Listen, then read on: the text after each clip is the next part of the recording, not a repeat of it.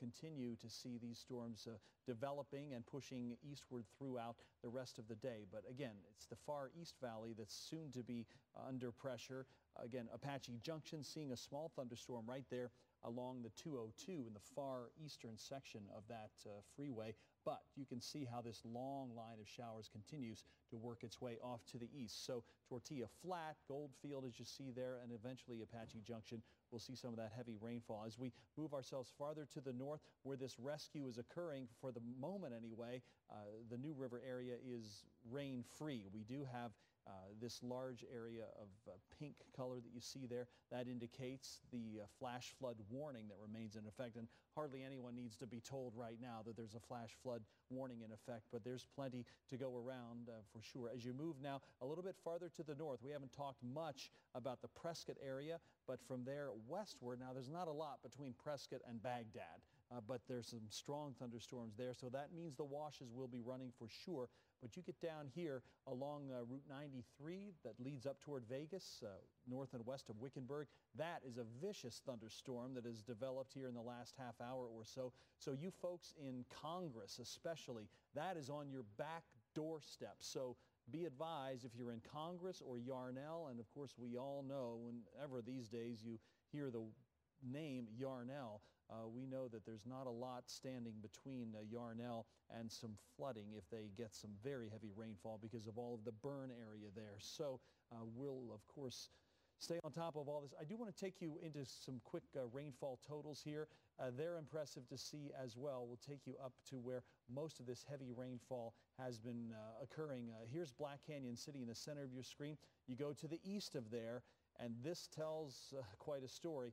The darker color that you're seeing there, that sort of goldish color, that indicates about 4 inches of rainfall.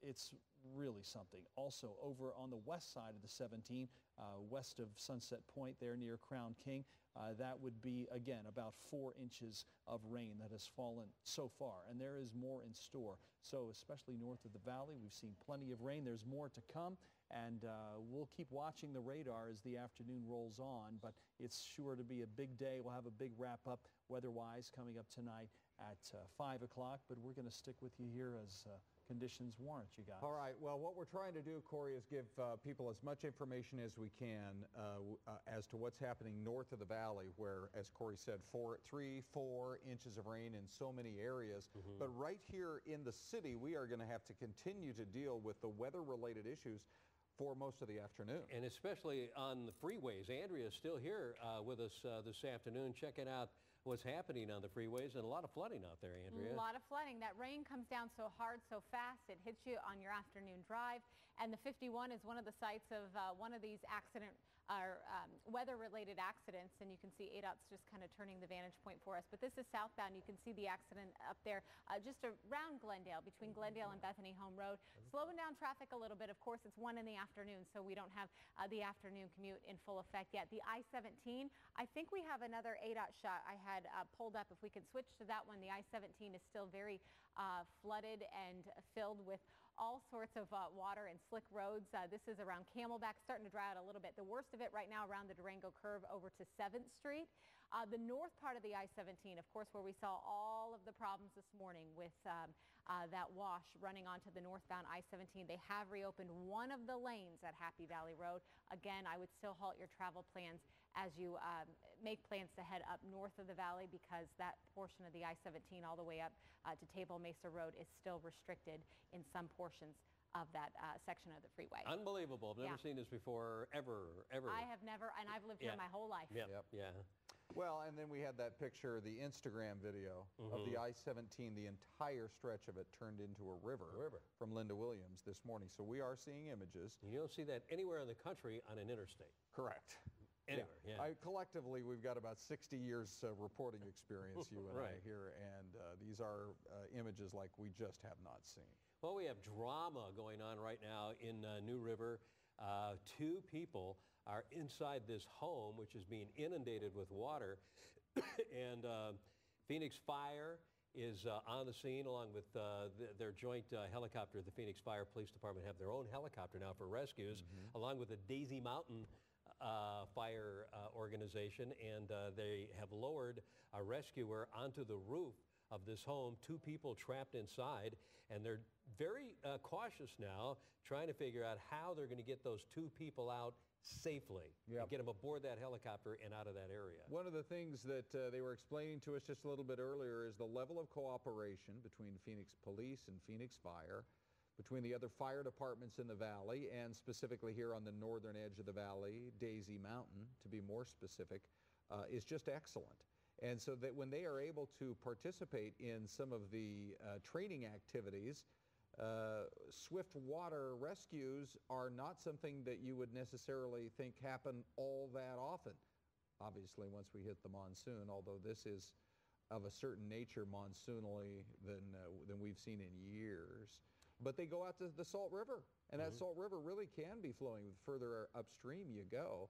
And so that's where they train and are fully prepared for direct live action like that which we are seeing today. Now, this is the first responder, and they did manage to get him down there on the roof when they first got there. But we are told that they have some of their other top people within the entire department who are on scene advising to make sure that all the proper steps and the smartest, safest route is taken to quickly save these people. Now, what they have done so far, they have lowered the first responder onto the roof. He, with him, had 2 personal flotation devices and a harness. He lowered the personal flotation devices down inside the building so that the people to be rescued could put them on, so that in the event that anything should happen where they might be swept away, at least they'll be floating above the water. The next step, of course, is to determine how what window they're going to pull him out of and how they're going to get him up in the helo. And he has a harness. You can see the harness right there on the roof. It's a big yellow thing. They will slip their arms through it like you've probably seen in the movies and hook the other end onto the line coming out of the helicopter and pull them out one at a time because he said they really don't know the weight of each individual. This could be very, very dangerous. Oh, there's no doubt. You know, you don't know how long that home has sat there. In a rural area, you hope that all the building standards are enough that there's not going to be any problem with the home itself in terms of both A, water entry. I mean, you'd hate to have floodwaters start raging inside that home as well, and B, what is the protection of the foundation?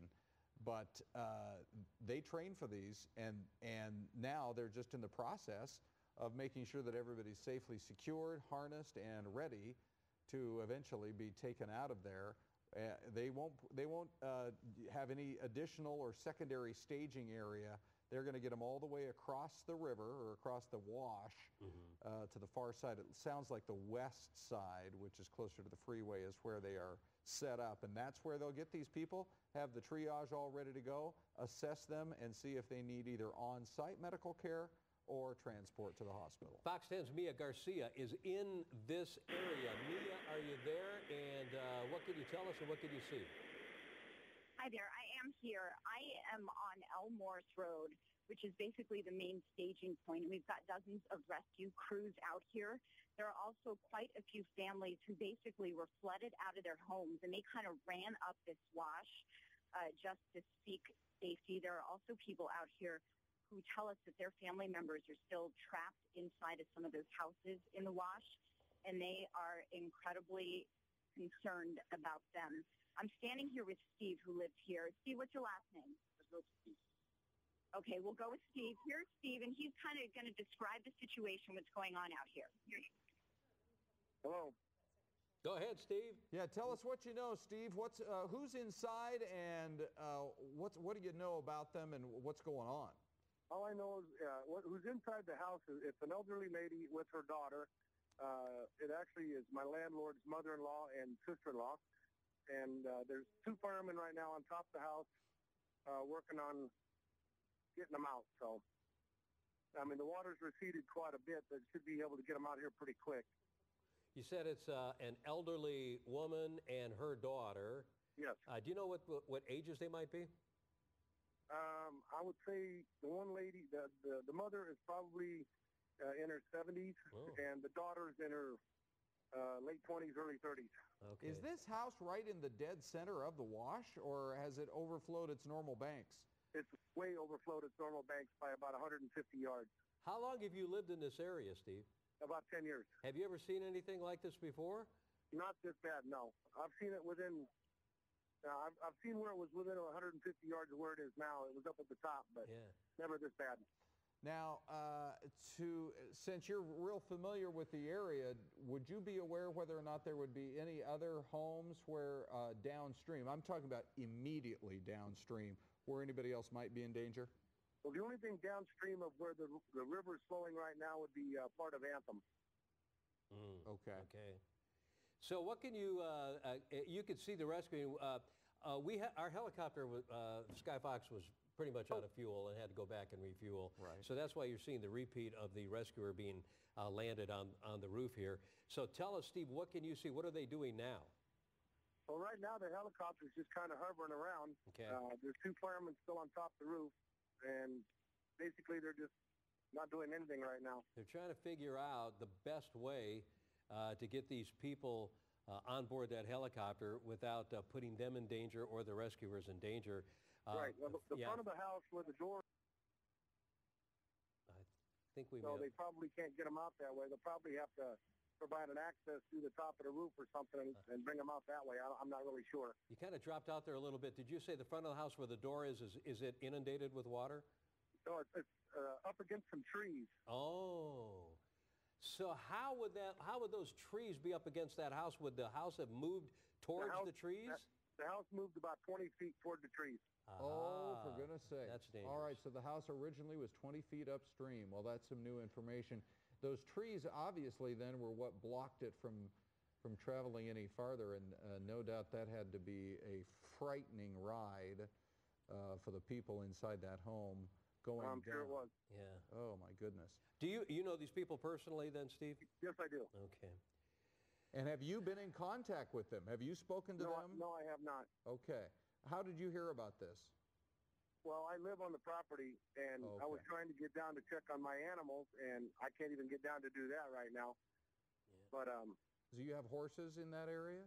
well, I have just dogs and cats. Okay. And do you know if they're okay? I don't know yet. Yeah. Have you been in contact with any of the the officials, the responders, or the county to tell you to advise you of any information on where to go, what to do in case it gets worse? No, not yet, no. Okay, and you haven't heard anything from anybody along No. that order? Okay. Go ahead and give us a good, I think a lot of folks are familiar with New River because they pass it by on the freeway all the Right. time. When you get off the main exit there at New River, you are where from there? Are you a little further north Actually, or south, upstream or downstream? Well, if you're headed north before you get to the New River exit, the property is off to the left on the Okay. west side of I-17. Okay. And it's pretty much south of the New River Bridge that's right there on the I-17. Okay. Okay, so it's Right west. where, yeah, gotcha. Mhm. Okay. Well, all these years that you've lived up in that area, you've not seen anything quite like this. And that's some new information that he shared with us. This home was knocked off its foundation, Yeah. that it did travel some 20 feet or so. But from the time that you've been there now on scene watching what's going on, it doesn't look like it's moved one way or the other at all, does it to you? No, the house has not moved since I've been here, and I've been here probably about an hour now. Probably thanks to the tree. It's up against that tree, and it's probably not going anywhere. Yes. Yeah, that's All right, Steve. Well, thank you very much, and we wish you the best. We know these are trying times for you and your family and your animals and everybody that lives in that area. So Yeah. good All luck right. to you. Now, here we are at, we're approaching 1:15, and our live coverage of this storm activity actually began early this morning with some of the rain that was falling in the South Mountain area. That's an area that got 3 inches of rain out of the last storm, and so far they've received a fair amount, but nothing at all close to what we're seeing on the northern edge of the valley. And so now, while they are in the process of determining what is the safest and yet quickest, most efficient way to get people outside of this home, which has been knocked right off of its foundation, we're keeping an eye on the weather systems that continue to blow across the northern half of the valley and all the way up toward Black Canyon City. Now, our Linda Williams, we headed her up to Black Canyon City for a chance to report on some of the concerns they have there and evacuations underway, as well as Mia Garcia, who's much closer to the scene there in New River. Mia, what's the status of the rescue now? All right, we just saw a few more firefighters walk down this hill and into the wash, and it looks like they are going to try to get over to the house. I'm kind of walking down the hill too Okay. with my photographer, but they have life jackets on, and it looks like they are going to go into the wash very soon to try to get into this house and rescue these 2 women who are trapped inside. So are they extending a tether line at all in the area to protect them? And do you suppose that they want to take these people out of the window into the helicopter, or just take them out of the house and onto dry land? At this point, we don't.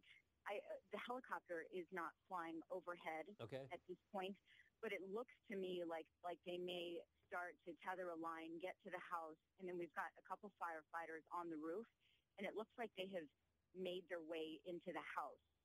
Is that right, Dave? Is that what you can see? Yes, it looks like they've kind of maybe either punched a hole through the roof or got in some way, and they are in the house. And right now we do see the firefighters, which are kind of walking into the wash area to try and rescue these 2 ladies who are inside. Okay, go ahead. And one of her daughters is kind of standing out here watching, and she is just sobbing, and I mean, I can't imagine what she's Yeah. going through right now. knowing that her mom is out here. But there are dozens of firefighters out here. Peoria Fire Department, Phoenix Fire, New River. They are all out here. The Sheriff's Department, all trying to rescue people who are still inside of these houses. Now, we are told that one of the women is a little bit older. It's an elderly lady. In her 70s. In her 70s, right. And then so that would be her daughter, most likely, probably in her 30s or 40s. And I guess, you know, Rick, they were talking specifically earlier when we had the spokesman on from the Phoenix Fire Department, right. Benjamin Satien, talking just a little bit about how they put their top people in contact with the rescuers who are on scene. And in this case, one of the gurus, as they call them, is right there.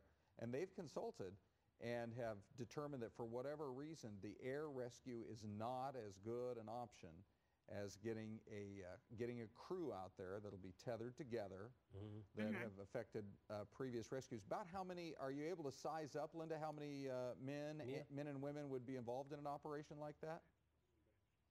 Yeah, are we still on the line with Mia? Yes. Okay. Yes, Mia, do you know how many people are in, what was your question? How many people are involved? Yeah, about how many for the operation?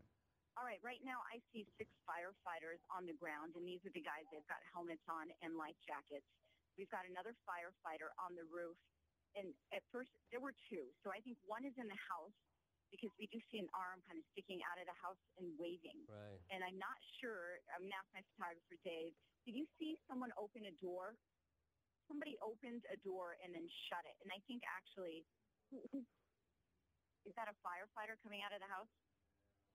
A firefighter has opened a back door. Okay. All right. And so the door is open, and it looks like he is trying to prop it up or make sure that it will stay open. And you think he will get the people, the survivors there, out through that door onto dry land? Is that what they're trying to do? I think so. I don't think that the water in this area, the flood water, is as deep. Okay. So I'm thinking that what they're going to try and do, or at least they're going to walk it and see if that's how they can get her through. But I don't see a stretcher. I just see these firefighters with big, long poles and life jackets. So I'm not sure exactly what they're going to do. And again, there is another firefighter on the roof. Right. So it could be that they hoist her up onto the roof. Right now, I just don't know. And you say there's no sign of the air rescue helicopter in the area right now? No, actually. Yeah. Okay. There's one helicopter, and I believe it's maybe a media helicopter that's out here. Okay. Mia, we're going to have you hold on for just a moment here. Linda Williams, you know, we headed her north early this morning. In fact, she's in this I-17 corridor as well. Now, she's up there at about River Road. Linda, tell us what you're hearing and what you're learning so far. We are on New River Road. This whole area of New River that is just south of here, there's some ranches there, maybe a small store, but I'm telling you, the response in terms of first responders is huge. Peoria Fire, Phoenix Fire, Daisy Mountain Fire, the Sheriff's Office is here. Just everyone came for this very serious it's actually catastrophic. It could be. Hopefully they get those people out of that house all right. Now we have someone with us live who lives in the area. His name's John Hoyt. Thanks for talking to us. You know that area. You were down there a few times this morning getting people out. Yes, ma'am. I was down there, and the last load that I brought up out of there was no one going to be able to get in or out after that. It was about halfway up my truck. What happened? Well, it just, the river breached right there, and it's come close before, but this time it breached right over into the homes, took all the trailers that were down there. There's still 2 people stuck in a trailer, Clayton Dawes, Marcia Dawes. Their son-in-law owns the ranch down there. Okay, I think that's the rescue that everyone has their eyes on right now. Right. It's not a river bottom, or is it? Yes, ma'am, it is a river, but it's a dry river, and it only runs about a couple months out of the year, but we've never seen it ever run like this. It was right up to the highway bridge, and that's pretty high. When did it start raining, and when did you realize there was going to be serious trouble down there? Well, it started raining about 6 o'clock this morning, and it was an unbelievable rain, and it kept raining till about 9. And over at my house, over off Mono, it lifted the whole road up out of the bridge was completely washed out. And we knew that we were in trouble then, and so I came over here to help my friend Jason. His house is right below this ranch. So you're one of those guys who has a truck. You know when there's this much rain, there's going to be a lot of people in trouble who don't have a way out. So you went in and you started hauling people out of there? Right. Yes, ma'am. I got 2 loads out, and then after that, we opened the gates, let all the horses and cattle out, and there was no way to get in there because my truck just about stalled. It was almost up to the windows when we got out. All right. So right now, everyone's just hoping and praying for the 2 people in that house. I think the 2 people are going to be all right because the river's gone down a bunch, and they're just kind of really just waiting to just make sure it's safe to get in there. They've signaled that they're okay, so I'm sure everything will be okay. All right. Thank you. Good work this morning to you. Thank you. All right, there you have it. A really good neighbor with a really big truck, really helping out these folks down just south here of New River. It's a very rural area. People keep referring to ranches and horses down that road. We believe there are 2 people inside that. Is it a house or a trailer, John? It's a trailer. Inside that trailer who they're trying to get out. It's kind of like one of those modular homes that, you know, that are built by trailer companies. It's a modular home that are put together.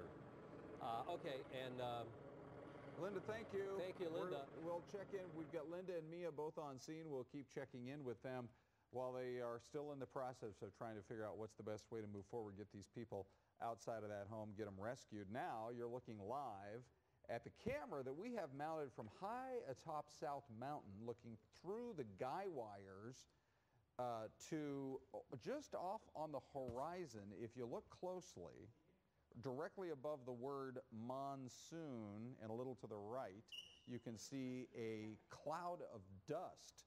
So now on top of everything else, it looks like we are going to start dealing with a dust storm. Corey has been paying pretty close attention to what's going on here. Corey, this is a new and unexpected development. I expect that soon the rivers will be flowing blood. Yes. And a drift of frogs will appear as well. How can we have dust if we had all this rain, Corey? Well, I'm not sure where this info is coming from regarding this, what does it you're appear to saying be is a dust to you? dust storm. And I'd like to know if we can determine which direction we're looking from the top of South Mountain. I'm not sure exactly where we're looking. So we're pulling back a bit now. And southeast. Okay. We're looking looks like southeast, we're Corey. off to the southeast. All right. Well. And there wasn't a lot of rain in that area, was there? No, there was not. So it's certainly possible that the ground is still dry enough out there. But the only big action out that way would be some rather strong thunderstorms that are on the road between Apache Junction and the road over towards Superior. So that may be what we're seeing, some outflow from those storms. But I haven't had any reports from the ground regarding any serious dust. Yeah.